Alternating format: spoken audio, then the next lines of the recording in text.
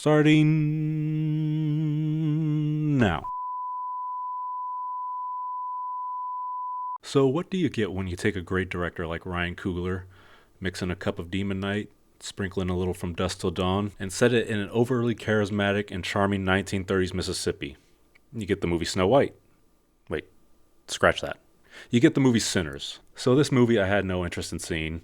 I know Ryan Coogler was directing it. I know he's a great director, so that means this movie was going to be a great movie. But every time I seen the trailers, it just seems like it was cutting between two movies, and it just kind of was throwing my brain off. Like it was cutting between a 1930s crime drama and a supernatural vampire horror movie. Now, it's not uncommon for movies to do a genre switch. Some of the great horror movies like Predator and From Dusk Till Dawn and do this actually really well, where you think it's just one movie, like a commando-style war movie that turns out to be a horror alien hunting movie, or a two-brother crime spree that turns out to be a nightmarish vampire movie. This can often be done very well, but Sinners in that trailer, it just looked a little too handbrakey. It really, to me, it looked like they had two different movies that they mashed together because the actors they happened to have were the same. So my husband and I went to watch this movie Thursday night. Again, just dragging myself along, zero interest. And by the time I got out of the movie, wow. Just wow. What a freaking movie. This movie is freaking great. Great might not even be the right word to describe it. Schmoobly dong? That's not it, but it's close. Fantastic, I think, is the right word to describe this movie. This movie is fantastic. And the switch from 1930s action-ish drama to supernatural horror may be a little abrupt. It might come in like a little out of nowhere, maybe towards the end, but it does not lessen the quality of this movie at all. Yeah, I kind of forgot there even was a horror element, the supernatural, to this movie because I was just so enveloped and in love with this 1930s world, the characters, just everything about it just gripped my undivided attention. It just had me, and I loved it. You owe it to yourself to go see this movie in theaters. It is fantastic. It is great. It has to be contender for movie of the year, even though it's only April and there's a lot of movies to come. I mean, who knows? Maybe a wild Christopher Nolan will come in and just tidal wave every single other movie out of the water as he usually does. But even then, this is, I think, head and shoulders above anything this year. In my opinion, this is way up there as like maybe even a modern classic. Maybe that's going too far. I loved it. I thought it was great. It was awesome. Okay, so looking here, the budget says it was about 90 million to 100 million to make. And in this day and age of just blockbuster after blockbuster each week, there's not even a summer blockbuster anymore. It's just blockbuster all year round. 90 to 100 million, I think, is on the lower end. I mean, that's not chump change. That's a big chunk of money. But I think to these modern blockbusters, that's like, maybe it's not a low budget, but it's a moderate, which is also insane. I can't believe 100 million is like just a moderate budget for a movie. So I'm not sure how much special effect or green screen is in this movie. It doesn't seem like there's a lot, like hardly any. Maybe just for some supernatural effects, that's about all the green screen that there is in this movie. So not many shots. So for the most part, it does look like all real sets and locations and props and old-timey vehicles.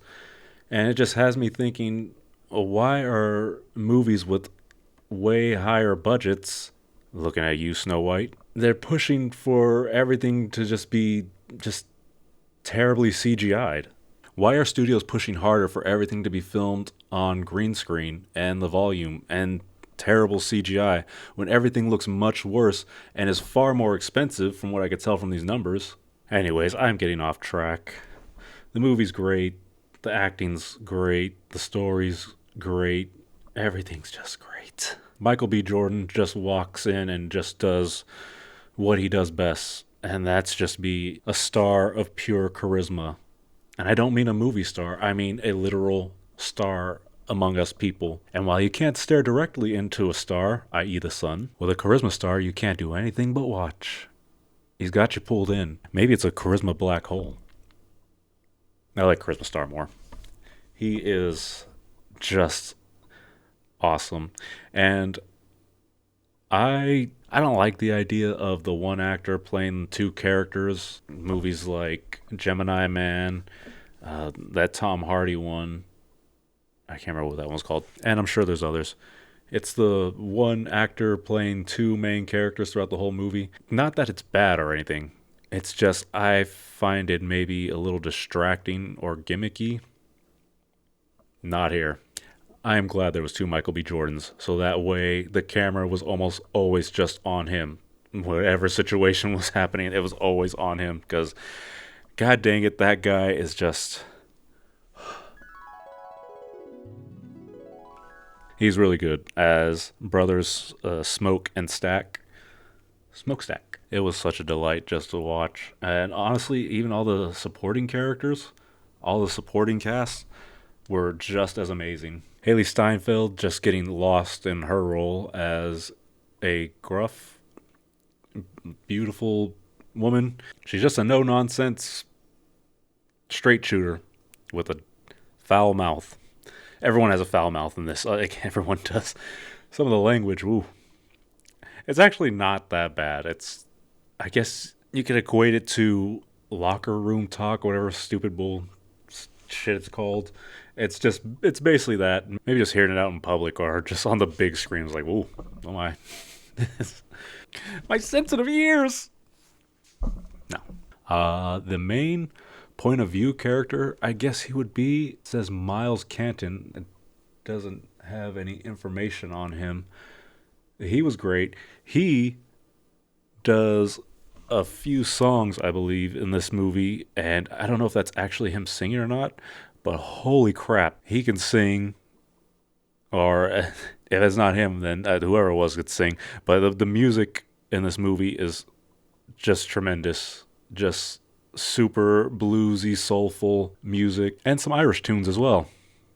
That actually was pretty rockin'. Okay, so I'm just going to throw out some spoilers starting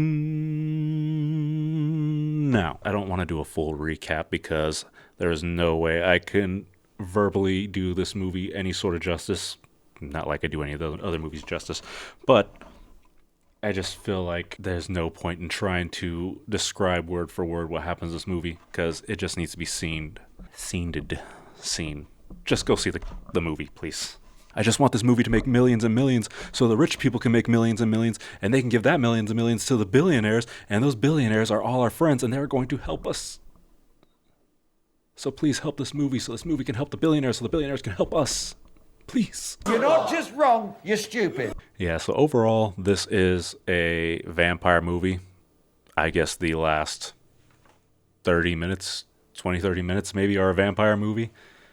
For a good part of it, it is all about just Michael B. Jordan's two characters coming back from Chicago to Mississippi to open up they call it a juke joint, I think.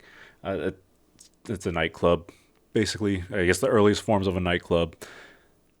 So it's most of the movie is them just getting their nightclub set up with their cousin, the main point of view character, Preacher Boy, his name. So that's just pretty much what you're watching, and it is just so fun to watch. Just them acting. Again, like I said, it's sort of like action-ish. I guess it's like just maybe like one shooting of a guy in the buttocks and a rattlesnake being stabbed really coolly by the brothers. They do it so swiftly, so awesomely. But for the most part, it really is just kind of them just walking around getting the nightclub set up. Like, same day, they're in town and like, we got to get it set up tonight. We just bought the place today. We're back in town today. We got to get it going today. And they basically get it done. They get the help of old friends and people that they knew from their past. They just bring them along. They came into a lot of money, so they're just flashing cash around, just getting everything all set up. And the nightclub opens that night, and it's awesome. It's just bluesy good music, and Michael B. Jordan just being his cool self, and some funny scenes. There's actually quite a bit of funny scenes, actually. I can't think of any at the moment. But trust me, they are there. And while the nightclub's going off, it's a hit. Everyone's loving it, having a great time. A vampire by the name of Remick, played by Jack O'Connell, who I don't really know much movies he's been in. The only thing I could see is 300 Rise of an Empire, but I do not remember that movie at all. But yeah, he's a vampire. He turns a racist couple into vampires, and the three descend upon the nightclub. They're actually led to the nightclub by Preacher Boy. He plays a song. The song is great. The visuals that go along with this powerful, soulful song is insane. I mean, 1 minute he's playing, and then it starts to rock out a little bit out of nowhere because there's a voiceover talking about how music is so powerful. There are some people that can play music so powerfully well that they have superpowers. Their music is like a gift, basically, that can heal people. It could also call upon evil. And so he's playing, and then while he's playing, there's just out of nowhere, a 80s glam rock dude is just rocking out in this 1930s nightclub. It's slow motion, just panning by. There's an 80s glam rock dude, and then there's a DJ, and he's doing his thing, and everyone's still dancing. And then it goes to, I believe, like maybe African tribe. They're dancing. Like, this is all happening inside the nightclub on the floor. This is a beautiful moment of just showing like how powerful this guy's music is. It kind of like transcends into the future and the past, and it's just a very long, it's just like a 5-minute scene of just future and past all just dancing on the dance floor and just going nuts until the roof starts to catch on fire. I figured the reference was the roof is on fire. I don't know if that's what they're going for, but that's what it seemed like. And yeah, his music's playing so powerfully, it actually calls the vampires to the nightclub. That's how they know to go there. So once at the nightclub, they ask to be let in, but they aren't allowed in. Where this movie feels a little bit like Demon Knight, in my opinion, is the fact that the vampires cannot get into anywhere, honestly.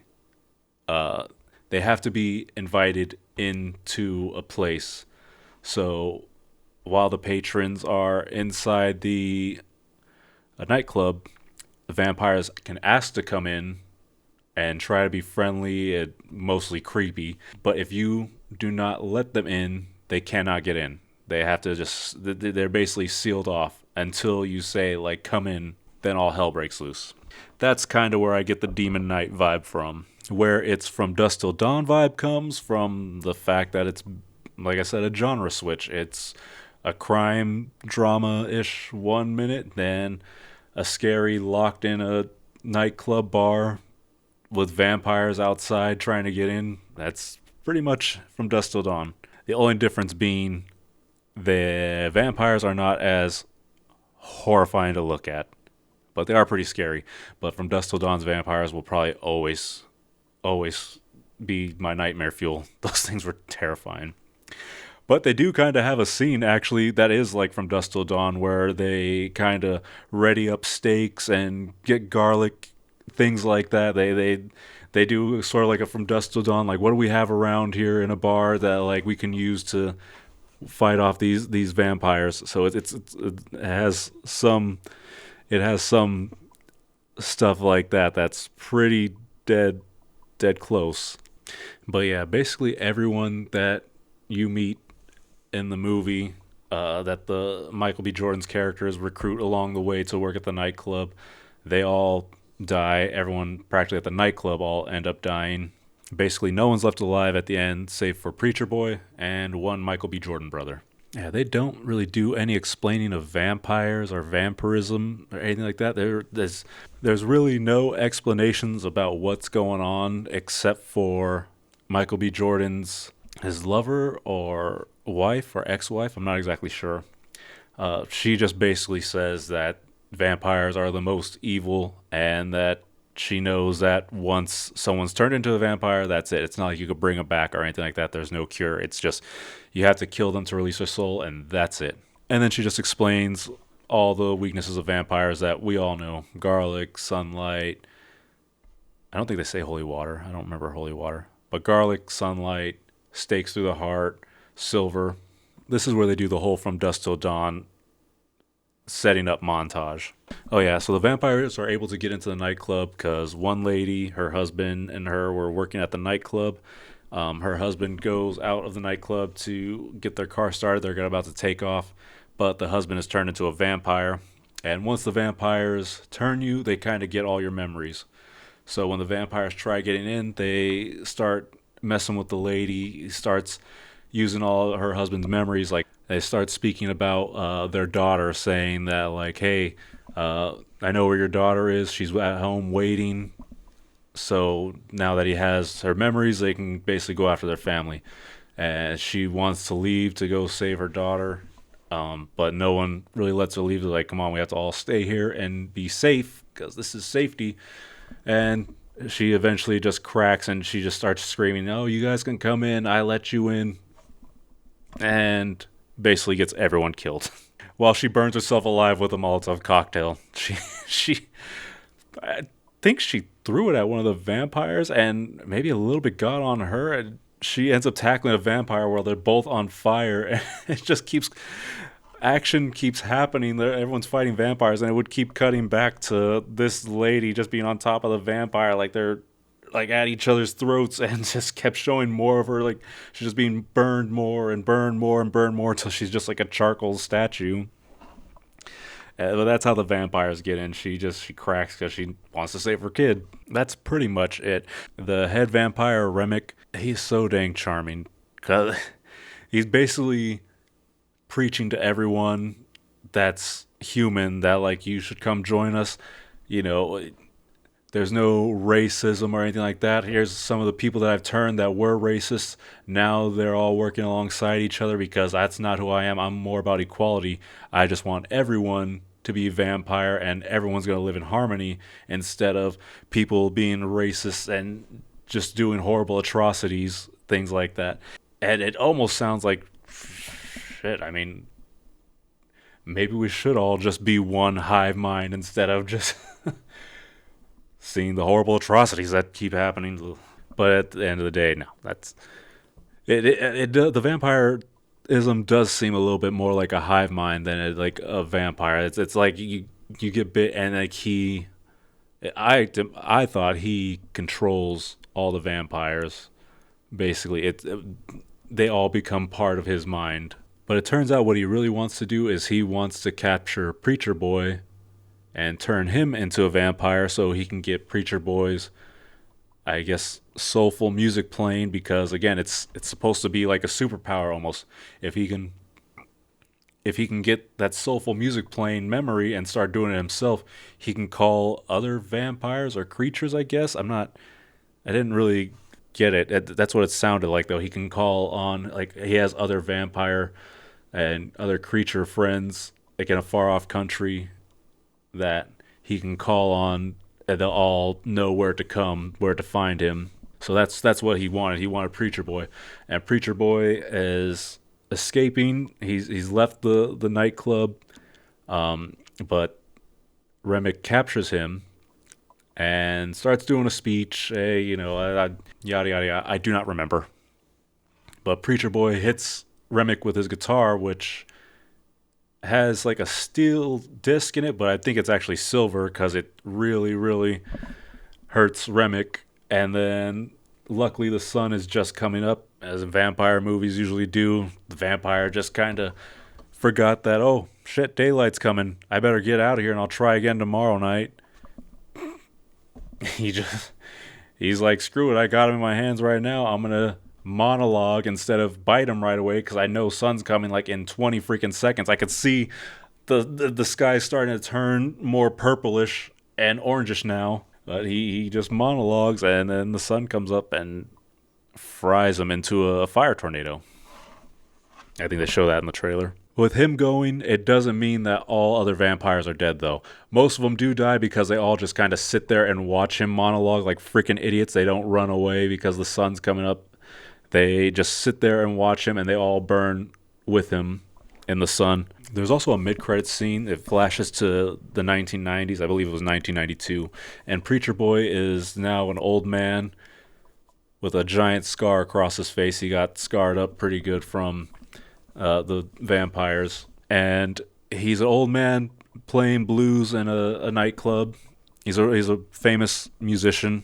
Well, the nightclubs is getting ready to close up for the night. He's just sitting there by himself, just drinking a whiskey at the bar, when out of nowhere, Michael B. Jordan and Haley Steinfeld pop in.